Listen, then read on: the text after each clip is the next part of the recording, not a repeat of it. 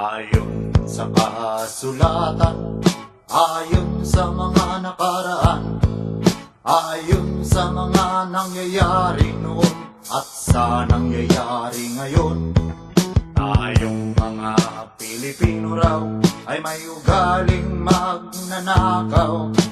Mula pa nung unang panahon hanggang sa kasalukuyan, ito kaya'y totoo, ito kaya'y nangyayari, ito kaya'y nangyayari noon, nangyayari din kaya ngayon, ito kaya'y dahil na rin sa ating katamaran, hindi tapat sa gawain at sa iba'y nakikinabang.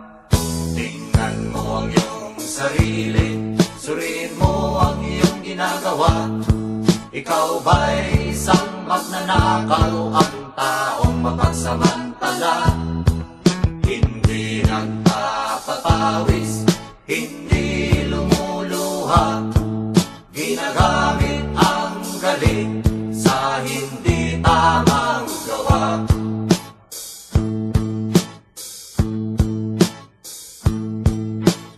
Ang magnanakaw ay mapagsamantala, magaling magkunwari, madaling makilala, balat kayong ginagamit kahit hindi sa pirata. Magnanakaw pa rin ang nakikita sa kanya.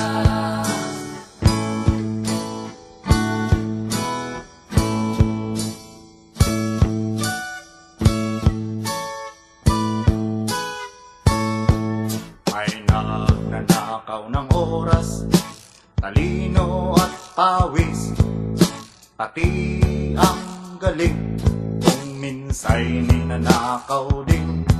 Ano kaya ang dapat gawin?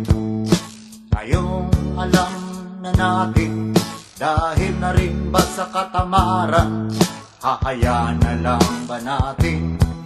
Tingnan mo ang iyong sarili, suriin mo ang iyong ginagawa. Ikaw ba'y isang magnanakaw?